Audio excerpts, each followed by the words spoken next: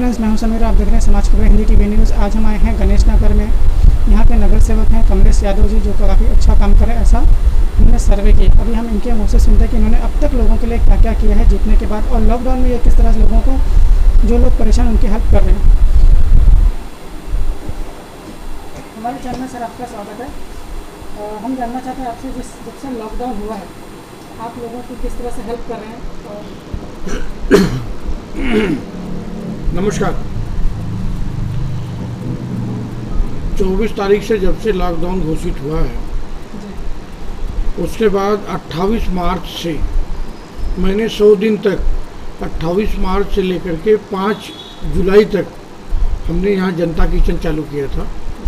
जनता kitchen के माध्यम से हर व्यक्ति को जिसको ज़रूरत थी, गरीब था, दिहाड़ी कामगार था, मजदूर था, रोज़ कमा करके खाता था, ऐसे सभी लोगों को हमने 100 दिन तक जितना उन्हें खाना चाहिए था, तैयार खाना, और उसमें हम कभी खिचड़ी बनाते थे, कभी पुलाव बनाते थे, कभी पूरी भाजी बनाते थे, तमाम तरह से हमने जो हम दे सकते थे 20,000 एक दिन में हमने लोगों को खाना खिलाया। और आखिर में 5 तारीख को जो हमने खाना खिलाया था, करीबन 2200 से 2500 लोग थे। तो सुबह शाम इस तरह से हमने एक व्यवस्था की। उसके अलावा विभिन्न संस्थाओं के माध्यम से और हमारे माध्यम से ऐसे लोग थे जिन्हें खाना घर यहाँ से ले नहीं जा सकते थे, उन्हें अन्नदान की किट की ज़रूरत थी। ऐसे लोगों को सैकड़ों की संख्या में, कह लीजिए हज़ारों की संख्या में ऐसे लोगों को हमने अन्न धान्य के किट दिए। इतना ही नहीं, केंद्र सरकार की तरफ से जो लोगों को 10 किलो चावल और 1 किलो चना देने की बात चल रही है, हमने 6,800 लोगों की यादी तैयार करके और उसको शासन के माध्यम से सरकारी दुकानों पर, जिनके पास राशन कार्ड नहीं थे और सिर्फ आधार कार्ड थे, ऐसे लोगों को हमने दिलाने का काम किया। सभी गलियों में, सभी घरों में जहाँ कोरोना के पेशेंट थे या जिन गलियों में कोरोना के पेशेंट लगते थे, सभी गलियों में हमने सैनिटाइज करवाया। सभी शौचालय को दिन में 4 से 5 से 7 बार सैनिटाइज करवाया। इतना ही नहीं, सभी घरों में वार्ड क्रमांक 31 में जितने घर हैं सभी घरों को मास्क का वितरण किया। आर्सेनिक 30 की जो गोली थी इम्यूनिटी बूस्टर की, उसको सभी के घरों में दिया। जो बुजुर्ग थे या बच्चे थे उन्हें सैनिटाइज़र दिया। तो जिस किसी भी माध्यम से जो लोगों की ज़रूरत थी, उसको जितना बन सकता था हम लोगों ने उसको पूरा करने का प्रयास किया।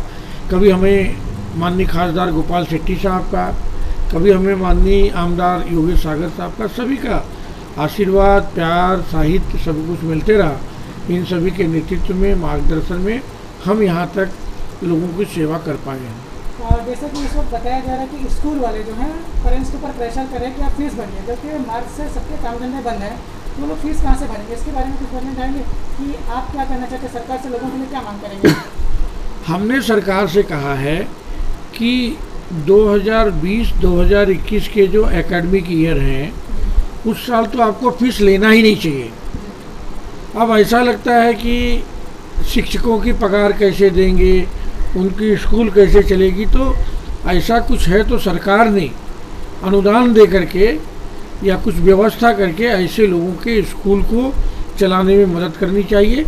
लेकिन वह पेरेंट, वह गार्जियन जो पिछले 3 से 4 महीनों से घरों में बैठा है, वह सक्षम नहीं है कि फीस भर पाए, किताबें खरीद पाए। इतना ही नहीं, आप देख रहे हैं कि ये सरकार तो निकम्मी है। इस सरकार को तो लोगों से पड़ी नहीं है। ऑनलाइन बिजनेस चालू हो गया, ऑनलाइन क्लासेस नहीं चालू हुई है, ऑनलाइन बिजनेस चालू कर दिया है। जिसका बच्चा फीस भरेगा उसके बच्चे को ऑनलाइन उसको लिंक देते हैं और वो पढ़ाई करता है। जिसके बच्चे की फीस नहीं, ऑनलाइन पढ़ाई नहीं कर सकता। अब बताइए, जिनके पास खाने के वांदे हैं वो मोबाइल कहाँ से लाएंगे, लैपटॉप कहाँ से लाएंगे, टैब कहाँ से लाएंगे? तो यह सरकार सिर्फ और सिर्फ सरकार के नाम पे जिंदा है।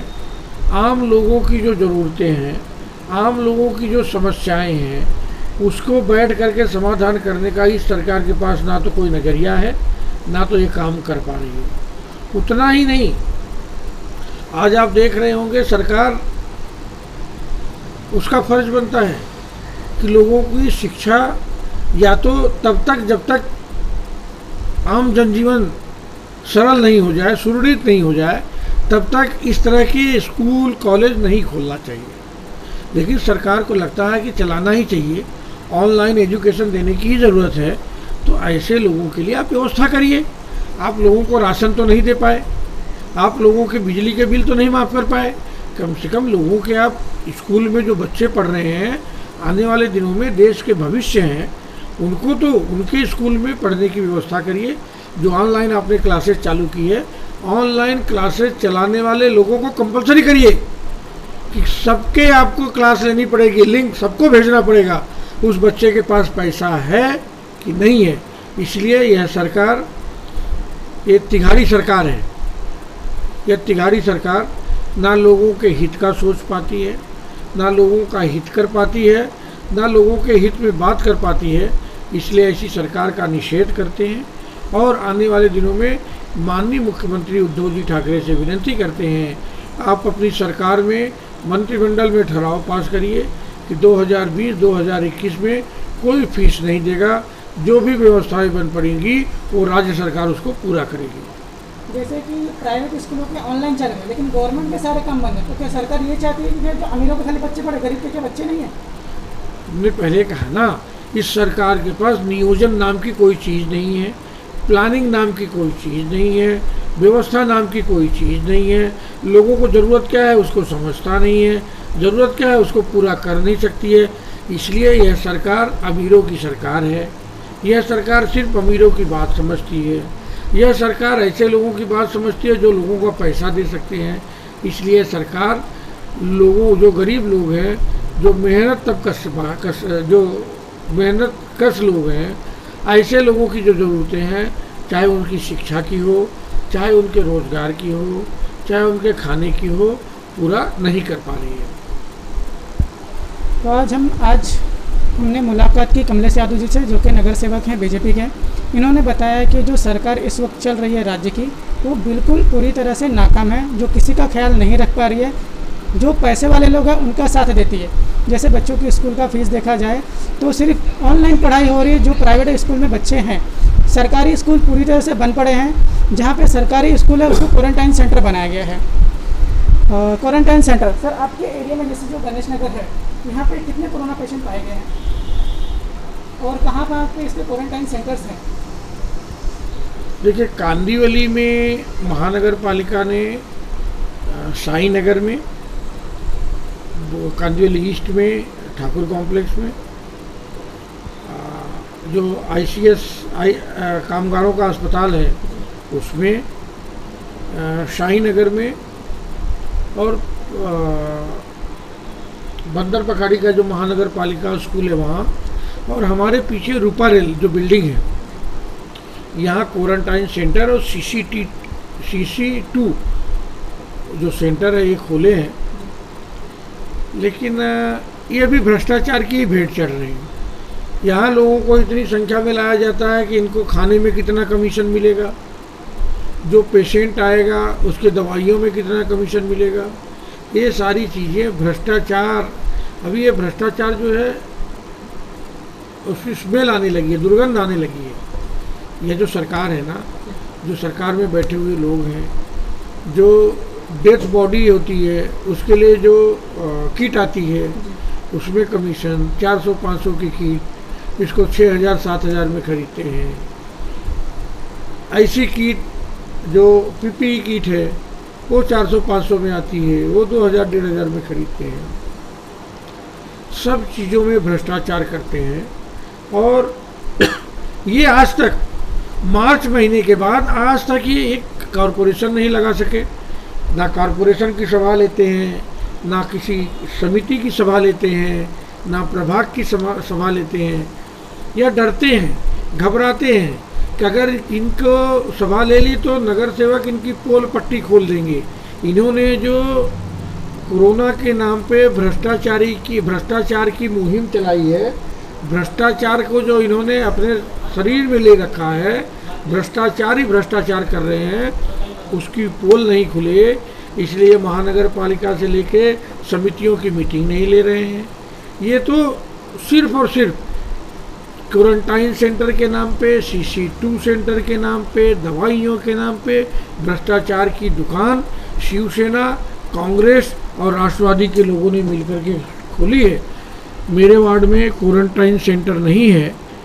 गणेश नगर महानगर पालिका की जो स्कूल है उसको हमने जब इमरजेंसी हो, कभी बरसात में कुछ ज़रूरत पड़े, इसलिए उसको क्वारंटाइन सेंटर नहीं बनाया। और हमारे वार्ड में आज तक एक 350 के आसपास सब लोग आए, लेकिन एक 80 लोग कोरोना से बाधित रहे, उसमें 5 लोगों की मृत्यु हुई। आज भी 18 लोग लाइव केस है। कल हमारे पास 3 नए पेशेंट आए थे। ये आज की तारीख में हमारे वार्ड नंबर 31 का लेखा जोखा है। जैसे कि सर आपने बताया कि इतना सारा भ्रष्टाचार हो रहा है, तो सरकार एक कोरोना पेशेंट के ऊपर जो एक्टिव रहता है उसको कितना खर्चा करती है? ऐसे कोरोना पेशेंट के ऊपर खर्चा करने का कोई नियम नहीं है, कोई अमाउंट नहीं है, लेकिन उसको स्वस्थ होने के लिए जो कुछ लगता है, खाना लगता है, पानी लगता है, जो व्यवस्थाएं लगती है, डॉक्टर लगते हैं, सिस्टर लगती हैं, या स्टाफ लगता है साफ सफाई के लिए, लाइट एग्जाम्पल की वजह से एक पेशेंट के ऊपर हमें कितना खर्चा बैठता होगा सरकार का? नहीं, ये मैंने अनुमान नहीं लगाया, तो मैं आपको एक तो नहीं कह सकता, लेकिन जो भी व्यवस्थाएं बनती है सरकार अपनी तरफ से करती है, औने पौने दाम पे न कर करके दुगनी चौगुनी दाम पे करती है। ये भ्रष्टाचार है। अच्छा, बिल्कुल सरकार ने अनाउंस किया था मरने वालों को कुछ मुआवजा दिया जाएगा, तो कितना दिया जाएगा? ये सरकार झूठी है भाई। जब ये मुख्यमंत्री जी पहली बार फेसबुक लाइव आए थे, इन्होंने कहा था जो प्राइवेट अस्पताल में कराओ चाहे सरकारी अस्पताल में कराओ, मुफ्त में इलाज करेंगे। 1 मई को हमारे स्वास्थ्य मंत्री टोपे साहब आए थे, उन्होंने कहा था हम पैसे व्यवस्था करेंगे, मरीजों को पैसे नहीं देने पड़ेंगे। ये कहते हैं, वो करते नहीं है। ये झूठी और जो जनता है, आम जनता है, उनके विरोध में काम करने वाली सरकार है। तो इसलिए मैं आपको बार बार कहता हूँ, यह सरकार निकम्मी है। जो सरकार निकम्मी है वह सरकार लोगों के दुख को, लोगों की समस्याओं को, लोगों की बात को नहीं जानती है। तो सर से हमने बात की, उन्होंने बहुत अच्छी तरीके से हमको हर चीज़ के बारे में समझाया, कोरोना के बारे में भी समझाया कि इसमें आधे से ज़्यादा भ्रष्टाचार किया जा रहा है। धन्यवाद सर, आपने बहुत अच्छे से बोला। समाज की खबरें हिंदी न्यूज चैनल को सब्सक्राइब करें, बेल आइकन दबाना ना भूलें। अगर आपको अच्छा लगे तो लाइक और शेयर भी जरूर करें। अगर आपको हमारे साथ जुड़ना चाहते हैं, अगर किसी भी तरीके का न्यूज या एडवर्टाइजमेंट देना चाहते हैं, तो आप हमें इस नंबर पर कॉल करें 7666471110। धन्यवाद।